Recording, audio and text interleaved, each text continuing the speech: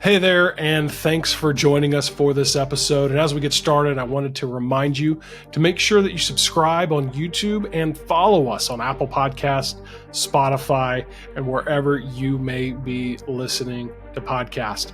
This podcast is sponsored by ServeHQ.church.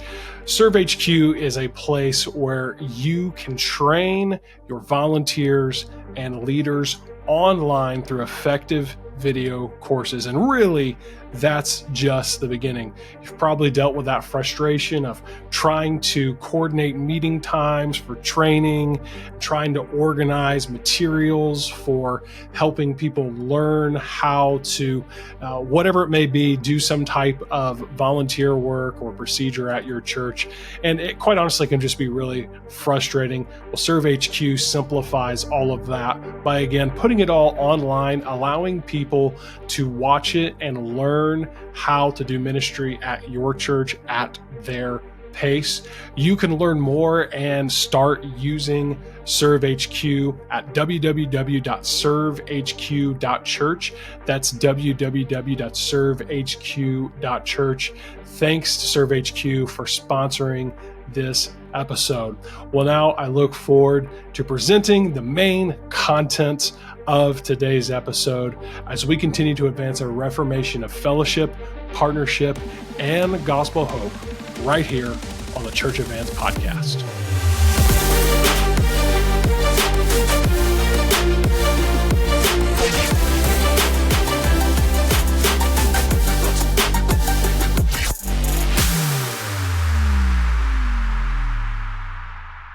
Hey everybody, welcome back to the Church Advance podcast. I'm here with Luke, my partner in crime for these last few years. And it is, it's winter time almost, getting close and loving this cooler weather.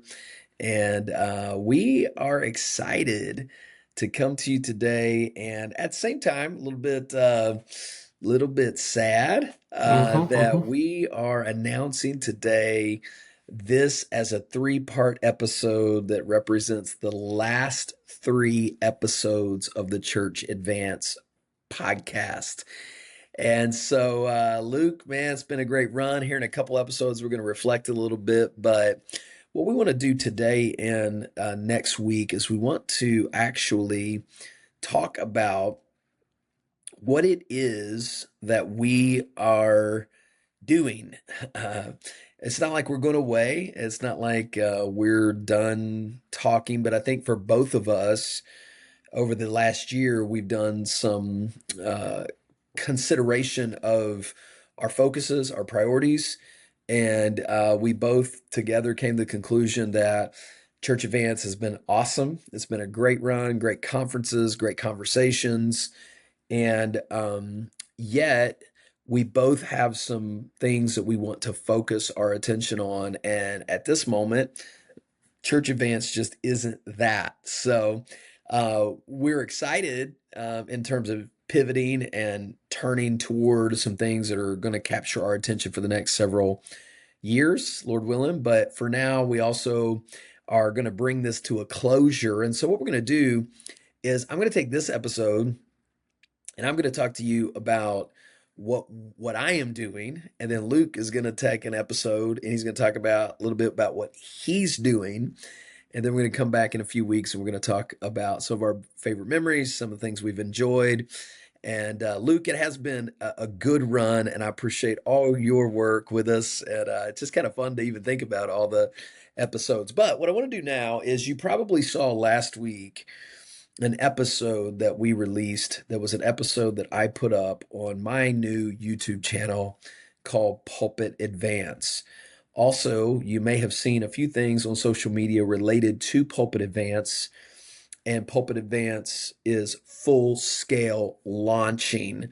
In fact, it's already started. I've already got some coaching people in my Pulpit Advance classes. I've got some classes available.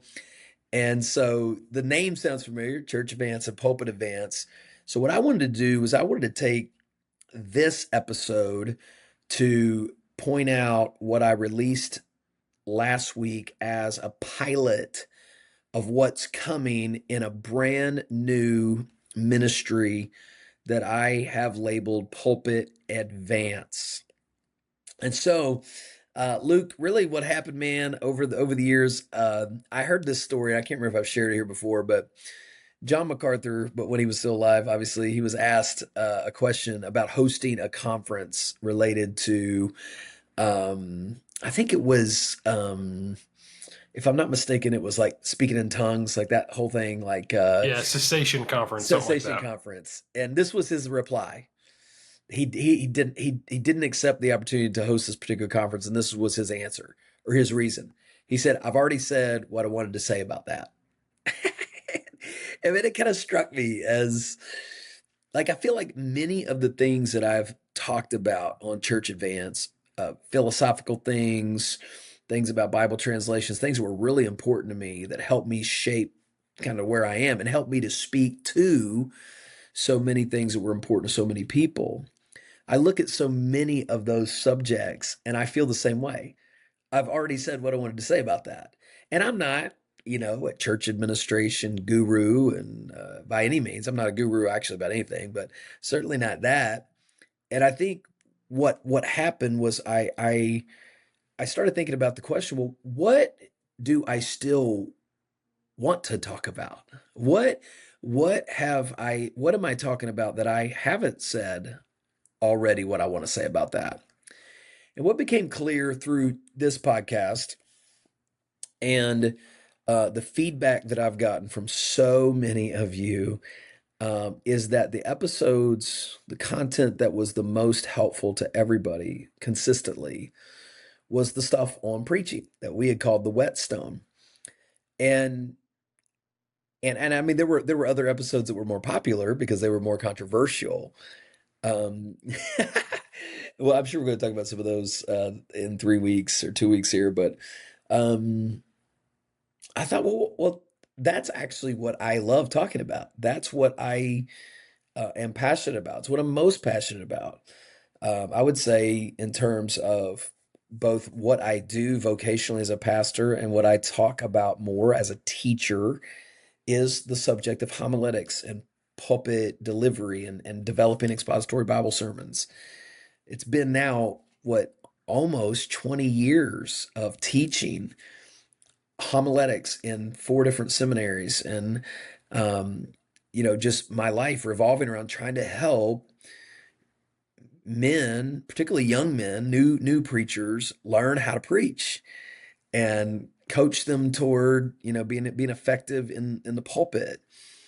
So all of a sudden I was like, you know what? If I was really going to spend my time talking about what I really felt passionate about and still feel passionate about, was I would focus my life on, talking about preaching and trying to develop preachers and try to coach preachers and try to have classes about preaching. And so that led me to conversations with you, conversations with our good friend Scott Magdalene, who's our sponsor, has been our sponsor for literally the last year on the Church Advance podcast. And really both of you guys and others encouraged me, why don't you just start something specifically focused on preaching? And so that's what I've done. I created Pulpit Advance, and you can go to pulpitadvance.com and check it out. And I wanted to spend some time today talking about what it is, what I'm going to do, what the future is, and how you can connect with us. So, Luke, when I give you that introduction, like, how does that set with you? And what were some of your thoughts as I brought that out and we began to discuss that? Yeah, I mean it was probably a month or so ago where we were touching base to record, and I just kind of shared some of the things that were kind of happening in my life, and obviously the pulpit advance and everything, we had already started to discuss that, and you'd already started to pursue that. And yeah, it was like you said, you brought up that John MacArthur quote, and we just kind of thought, and it's just really kind of what you said back at the Church Advance conference earlier in the year. That was really the last conference, at least for the foreseeable future, right? And so it's kind of the thought was, hey, we've accomplished our mission here. The mission of Church Advance has been to advance a reformation of fellowship, partnership, and gospel hope amongst Bible believing pastors and churches, and we have done that. And yeah, Bryan, everything I've seen with you since I've known, I got to know you as a homiletics teacher. That's how we first connected. And all these years, that what has been over 10 years since we first connected, that has been what you've been known for, is your pulpit ministry. As you transition from evangelism to being a pastor there at River City, it was just very obvious that your ministry as a pastor was going to be very much driven by Bible preaching and teaching, and really, as I believe it should be, really in any church. And so it only makes sense for you to pursue, the pulpit area of really, because that's kind of how I see it, is to drill down to be even more specific, not just Church Advance, but Pulpit Advance. It only makes sense for you to focus more and go all in on that.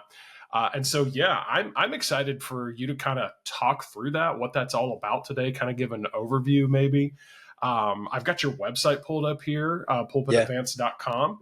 And I just kind of want to maybe use that as a little bit of a guiding point for, or guiding talking points rather, for our conversation. And so, let's just kind of start here. You already gave a intro to it, but if you could just kind of describe Pulpit Advance, like your purpose, what you're trying to do, just in like maybe a quick sentence or two, like how would you describe it? I can actually do it in one sentence. And if you go to the website, you'll see this plastered all over the homepage. The slogan, the mission of Pulpit Advance is to help people preach better. That's it. And I've asked that question to so many pastors over the last few months in conferences and places I've been. Do you think we all need to preach better? And I've yet to hear anybody say no. I mean, it's a real point of commonality that we all share, that we all should want. We should all want to preach better, more effective. And so what I've done, Luke, is I have tried to take 20 years of homiletics instruction, and I've tried to channel it into 3 different silos to be able to help people preach better. And those 3 silos are cohorts, courses, and coaching. So I take the idea of preach better. I can help you preach better, from how you study to how you deliver to how you construct a message, all that, to how you internalize a message, all things I've taught for 20 years. And I've said, if I can use these tools to help you preach better. So here's the difference between the 3. One, cohorts are 8-week concentrated sessions, once a week, 1 meeting a week, where we meet with a group maxed at 10 guys to try to keep it as intimate as possible, where we work through a major subject. I've got a full cohort on sermon preparation. I've got a full cohort on sermon delivery. And then I've got a full sermon cohort on the spiritual aspects of preaching, like prayer and some of those things. And basically it's 8 weeks where you come in this setting, and I have about 30 to 40 minutes of teaching on whatever subject is in there for the week. And then the students have 20 minutes of just Q&A discussion about the topic of the day.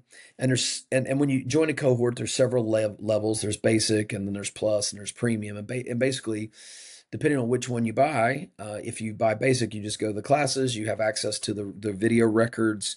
But if you buy more increased packages, you can actually have one-on-one sessions, a sermon review, and some other things added in. So it's basically a group class. Think going to Bible college. Okay.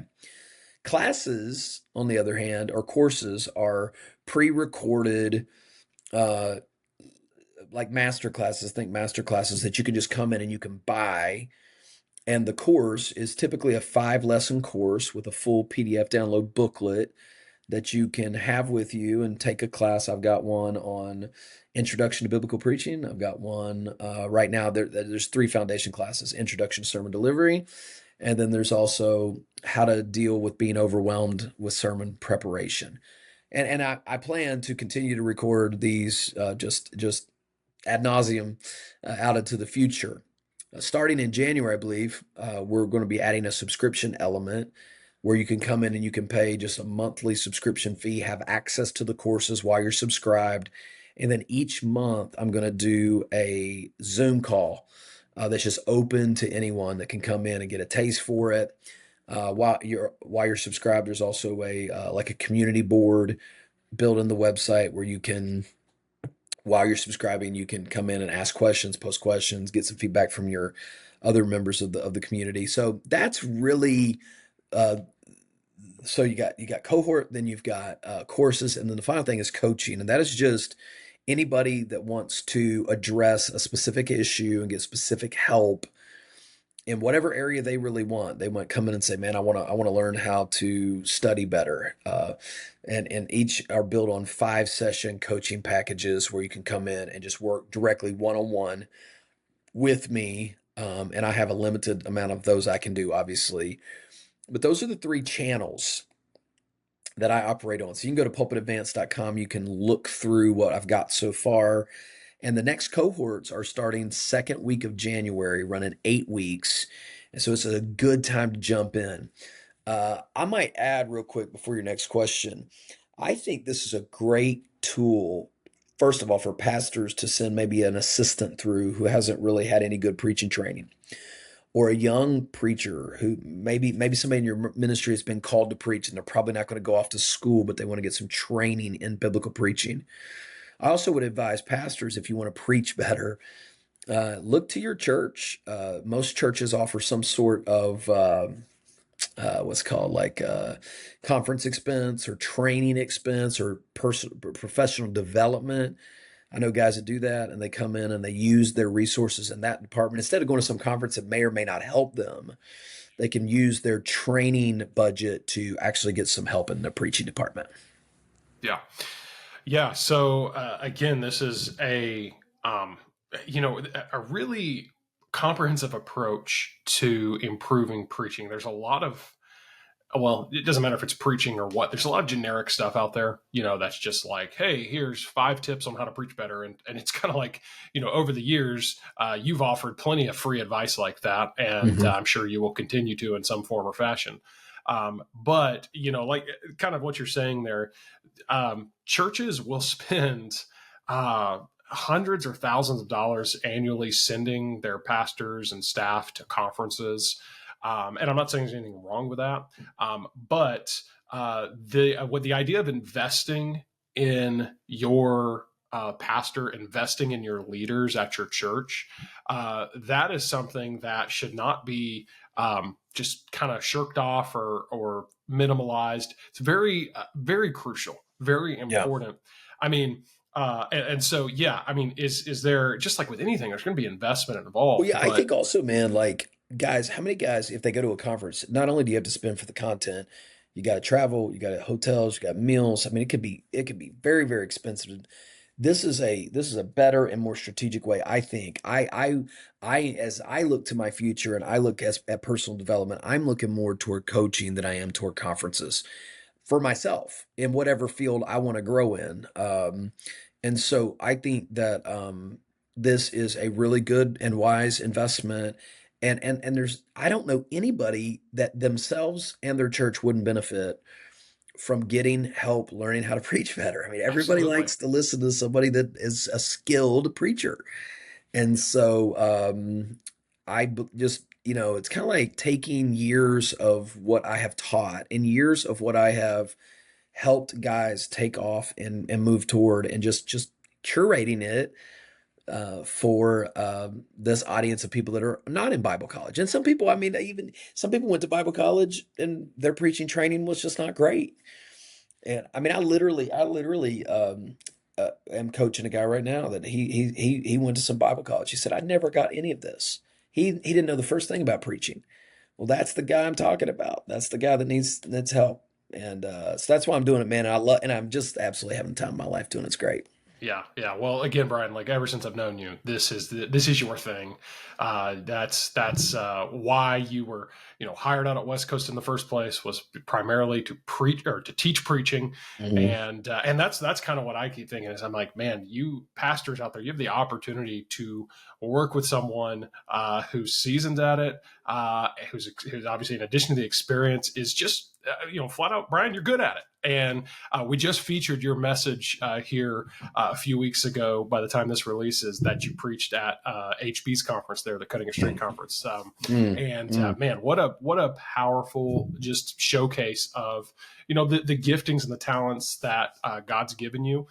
But we do not want to diminish God-given talent and God-given ability and calling, but also there's this idea of stewardship. You have to steward that appropriately, and that's what a program like Pulpit Advance gives you the opportunity is to steward the calling and the giftings God's given you. That's really well put, man. That's really well put. I mean, every spiritual gift must be discovered, developed, and deployed.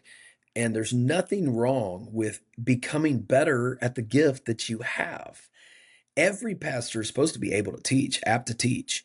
What are we doing to grow in this very important? I think you and I were talking one time. I think it was a totally separate. I actually think you interviewed me on one of your podcasts long before we ever worked together about the importance of the message as the centerpiece of, I think, marketing. If I Yeah, recall that well. yeah. Well, you know what? Most people, would you not agree, are coming to your church for the message. I think it's two things. It's the message and it's the connectivity to people. But dude, that the message is the centerpiece. The message is what it's all about, and people are coming for that. So, man, there's nothing more important, I believe, outside of the personal life of the pastor than his pulpit ministry. And you've got to do that well if you're going to expect to reach people and keep people. So go over to pulpitadvance.com. Hit me up, Bryan, at pulpitadvance.com, a new email address there. And Luke, actually in 2 weeks, when you go to bryanshams.com, it's just going to redirect you over to pulpitadvance.com. It's the new thing, it's the new plan, and I look forward to seeing all of you guys there. Yeah, yeah. And Bryan, you set up our next episode really well, talking about how the message, the sermon, should be the center part of your church's really promotional and marketing. That's what I'm shifting towards, is helping in areas like that. So I'm looking forward to the next episode where we Let's get to do it. talk a little bit Let's more do about it. And that. I can't wait to hear about your next steps too, Luke. So see you guys next time.